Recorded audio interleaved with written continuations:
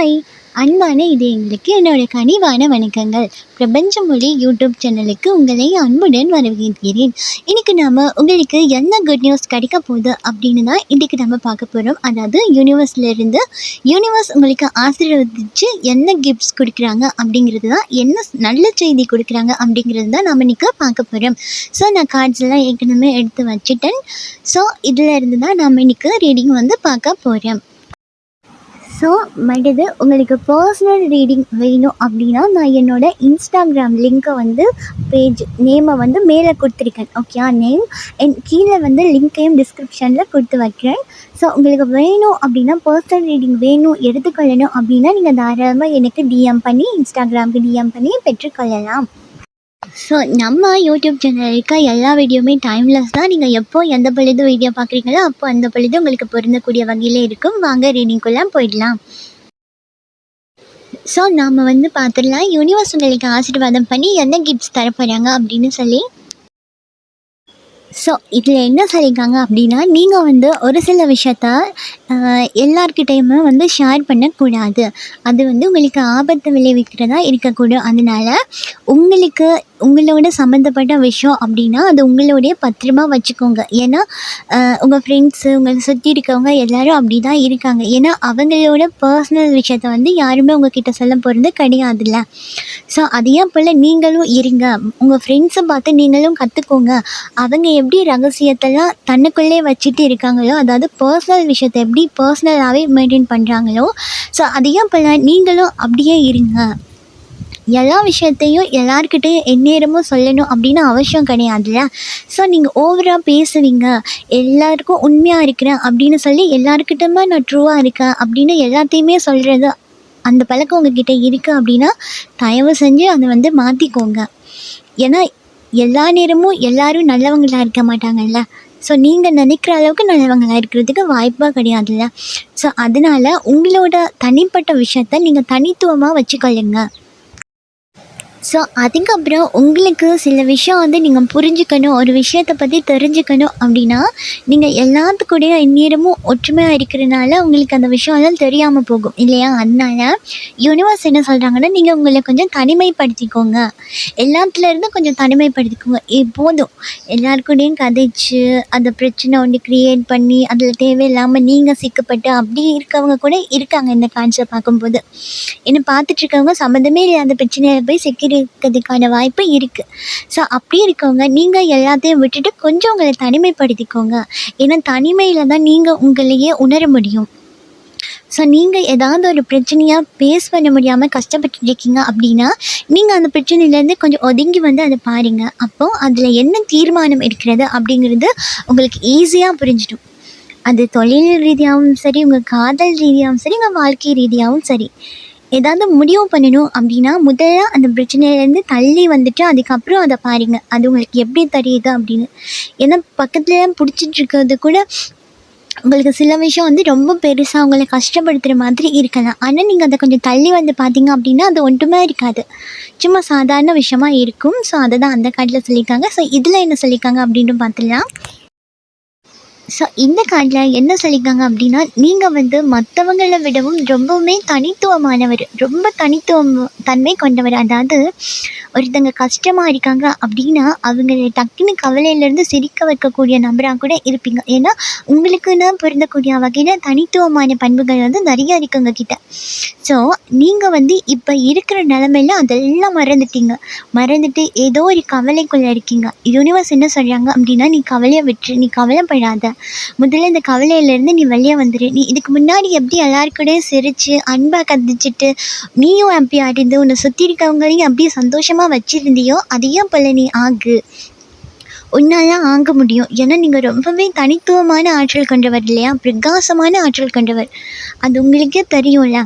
So இவ்வளோ கவலைக்குள்ளெல்லாம் நீ இருக்காத, உன்னால் முடியும். இதுலேருந்து வெளியே வந்து உன்னோட உலகத்தை வண்ணமயமாக்கு. இன்னும் இந்த இருளுக்குள்ளே நீ இருக்காத அப்படின்னு அவங்க சொல்கிறாங்க.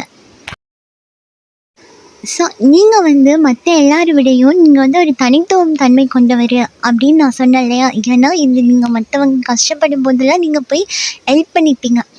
ஸோ அப்படி ஒரு பியூரான மனசு கொண்டவங்களா இருக்கிறதுக்கு நிறைய வாய்ப்பு இருக்குது. அதனால தான் உங்களுக்கு இந்த மெசேஜ் தராங்க. ஸோ நீங்கள் வந்து தனித்துவமானவர் மட்டும் இல்லை, நீங்கள் வந்து ஒரு அதிர்ஷ்டமானவர். ஏன்னா இந்த விஷயத்த வந்து நீங்கள் நிறைய தடவை ஃபீல் பண்ணியிருக்கிறதுக்கான வாய்ப்பு இருக்குது.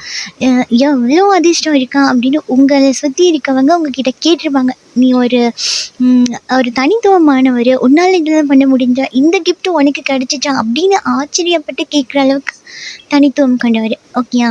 ஸோ அப்படி இருக்க நீங்கள் இவ்வளோ இருளுக்குள்ளே இருக்கிறது அது உங்கள் வாழ்க்கைக்கு நல்லதே கிடையாது. ஓகேயா? அதனால நீங்கள் வந்து உங்களால் முடியும். நீங்கள் ஒரு செகண்ட் நினச்சிட்டிங்க அப்படின்னா உங்கள் வாழ்க்கையை வந்து மீண்டும் வண்ணமயமாக்கி கொள்றதுக்கு முடியும். ஆனால் நீங்கள் அதை பண்ண மாட்டேன்றீங்க, அதை பற்றி யோசிக்க மாட்டேன்றீங்க. நீங்கள் அந்த நடந்து முடிஞ்ச விஷயம் அதை பற்றி தான் யோசிக்கிறீங்க. ஸோ அதுலேருந்து வெளியே வந்துடுங்க. ஸோ அதையே பேஸ் பண்ணி தான் இந்த கார்டும் வந்திருக்கு. அதாவது அஃபர்மேஷன் சொல்லுங்க, அப்படின்னா உறுதிமொழி சொல்லுங்க. உங்களால் எல்லாத்தையும் மாற்றிக்க முடியும் அப்படின்னு நீங்கள் உறுதிமொழி எடுத்துக்கோங்க. இது வரைக்கும் எவ்வளோ பெரிய இருளுக்குள்ளே இருக்க அப்படின்னா அதுலேருந்து என்னால் வெளியே வர முடியும் அப்படின்னு உறுதிமொழி எடுத்துக்கொள்ளுங்க. அது மட்டும் இல்லாமல் நிறைய அஃபர்மேஷன் இருக்குது.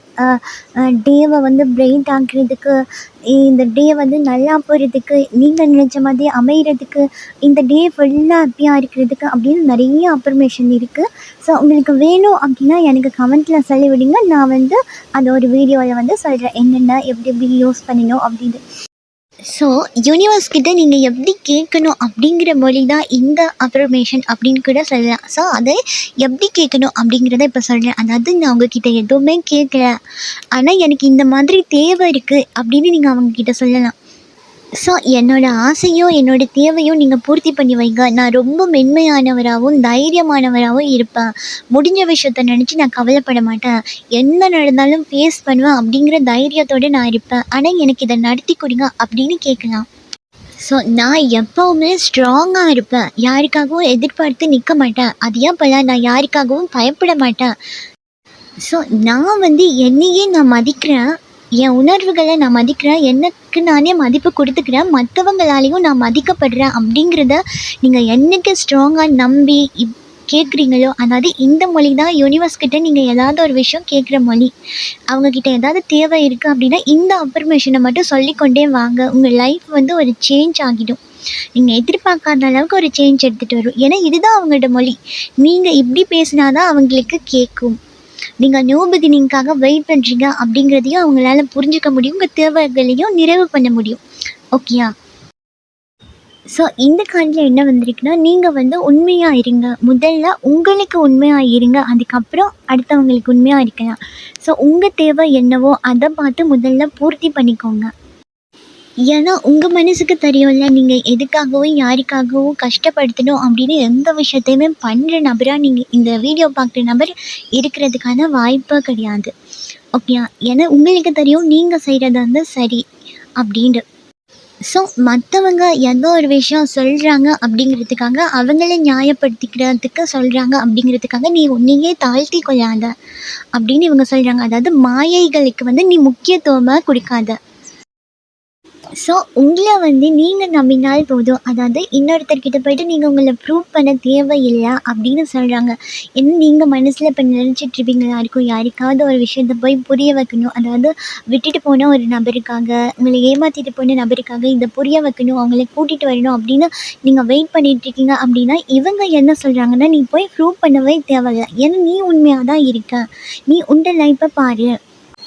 ஸோ உங்களை ஒரு இடத்துல ஒருத்தங்க வந்து அவமானப்படுத்திட்டாங்க, நீங்கள் உண்மையாக இருந்தும் உங்களை அவமானப்படுத்திட்டாங்க அப்படின்னா உங்களுக்கு அந்த குற்ற உணர்ச்சியாக தேவை கிடையாது அப்படின்னு யூனிவர்ஸ் சொல்கிறாங்க. ஏன்னா நீ அப்படி நினைக்காத, உன்னையே நீ தாழ்த்தி கொள்ளாத. இதில் வந்து நீ போய்ட்டு ஒருத்தட்ட நின்று இது நான் பண்ணலை, இப்படி தப்பு கிடையாது அப்படின்னு உன்னையே நீ ப்ரூவ் பண்ணிக்க தேவையாக கிடையாது.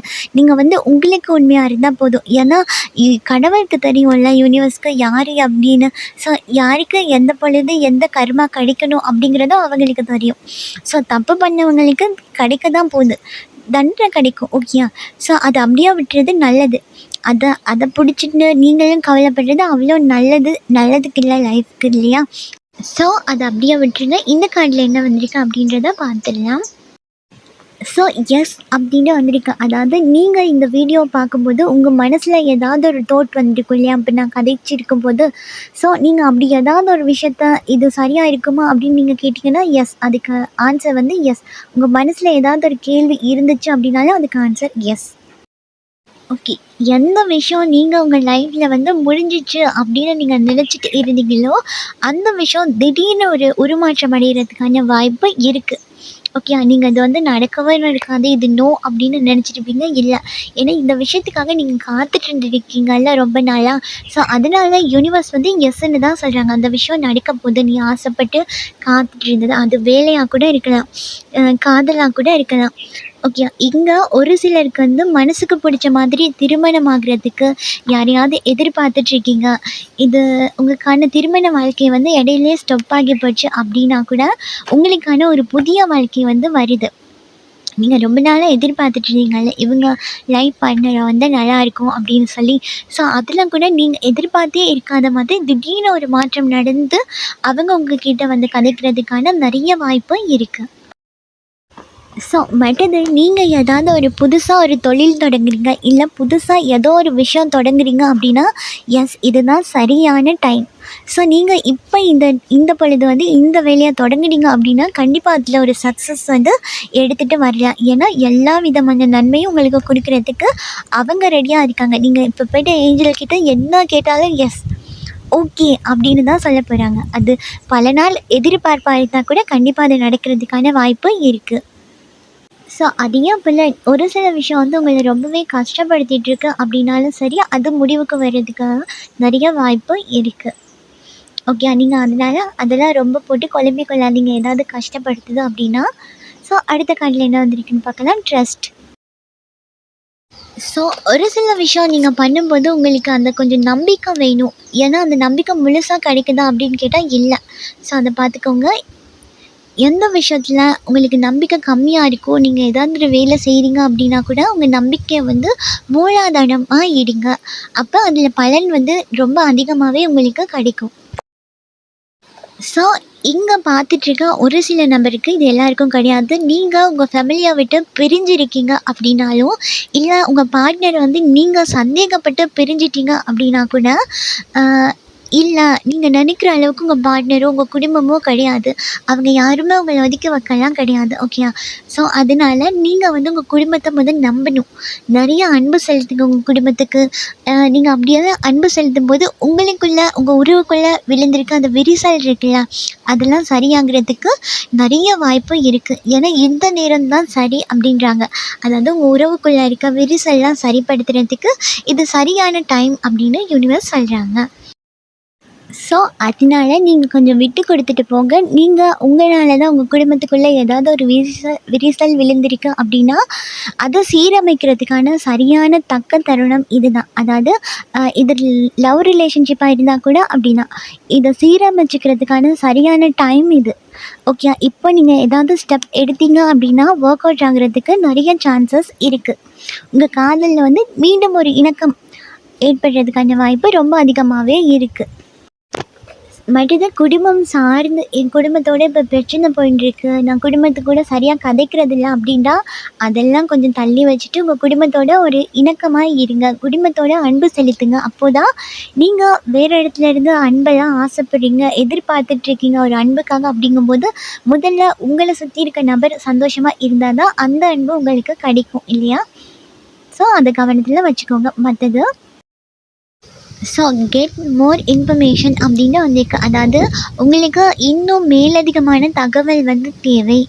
நீங்கள் ஏதோ ஒரு விஷயத்தில் முடிவெடுத்திருக்கீங்க அப்படின்னா அது கோவமாக முடிவெடுத்திருக்கீங்க அப்படின்னா, இல்லை ரொம்பவுமே முடிவெடுக்க முடியாமல் அமைதியாக இருக்க அப்படின்னாலும் சரி, அந்த விஷயம் உங்கள் மனசை கஷ்டப்படுத்திகிட்ருக்கு, இல்லை இதுக்கு வெளியே தெரில அப்படின்னா கூட அந்த விஷயத்தை பற்றின தகவல் வந்து இப்போ உங்களுக்கு தெரிஞ்சிருக்கிறத விட இன்னும் அதிகமாகவே நீங்கள் வந்து அதை பற்றி தெரிஞ்சுக்கொள்ளணும். ஸோ அந்த விஷயத்தை பற்றி நீங்கள் இன்னும் நல்லா தேடி தெரிஞ்சு கொண்ட பிறகு நீங்கள் முடிவெடுத்தீங்க அப்படின்னா கண்டிப்பாக வந்து அதில் நல்ல திருப்பு முனை ஏற்படுறதுக்கான வாய்ப்பு வந்து இருக்குது. ஏன்னா இப்போ ரீசன்ட்லி உங்களை சுற்றி நடக்கிற ஒரு சில விஷயம் வந்து உங்களுக்கு நல்ல லக்கு தரக்கூடிய ஏதோ ஒரு விஷயம் வந்து நடந்திருக்கு. ஸோ இல்லைன்னா நடந்துகிட்ருக்கு, அதை வந்து நீங்கள் கண்டுகொள்கிறீங்கல்ல. ஸோ அந்த விஷயத்த பற்றி நீங்கள் இன்னும் கொஞ்சம் தகவலை வந்து திரட்டி எடுத்துக்கோங்க. ஸோ திரட்டி எடுத்துக்கொண்டு அதில் வந்து மூவ் பண்ணுங்க. அப்படி போகும்போது உங்களுக்கு வாழ்க்கையில் ஒரு திருப்புமுனை வர்றதுக்கான வாய்ப்பு இருக்குது. அதாவது நல்ல லக்கு, அதிர்ஷ்டம்னு சொல்லுவோம்ல, அந்த மாதிரி ஏற்படுறதுக்கான வாய்ப்பு ரொம்ப அதிகமாகவே இருக்குது. ஸோ இந்த கார்ட்ஸ்லாம் பார்க்கும்போது எனக்கு இங்கே ஒரு சிலரோட கர்மா வந்து முடிஞ்சிச்சு அப்படின்னு என்னால் சொல்ல முடியும். எனக்கு இங்கே இப்படி தான் புரியுது. ஒரு சில விஷயம் உங்களை ரொம்பவே கஷ்டப்படுத்திட்டு போயிடுச்சு அப்படின்னா, இதை பார்த்துட்ருக்க பர்ட்டிகுலராக ஒரு சில பேருக்கு வந்து அவங்களோட கர்மா வந்து முடிவுக்கு வருது. உங்களுக்கான ஒரு புதிய திருப்புமுனை வந்து காத்துட்ருக்கு. ஸோ இதுதான் இன்றைக்கி உங்களுக்கான ஏஞ்சலோட ரீடிங். ஸோ இந்த ரீடிங் உங்களுக்கு பிடிச்சிருக்குன்னு நினைக்கிறேன். நீங்கள் மேலதிகமான தகவல்களை பெற்றுக்கொண்டீங்க அப்படின்னாலும் லைக் பண்ணுங்கள், ஷேர் பண்ணுங்கள். நீங்கள் பண்ணுற ஒவ்வொரு லைக்கும் எனக்கு நெக்ஸ்ட் வீடியோ பண்ணுறதுக்கு ஒரு மோட்டிவேஷனாக இருக்கும். ஸோ இதையா பல இன்னும் ஒரு ரீடிங்கில் நான் உங்களை சந்திக்கிறேன். அது வரைக்கும் உங்களிடமிருந்து விடைபெறும் நான் திவ்யா. பாய், டேக் கேர்.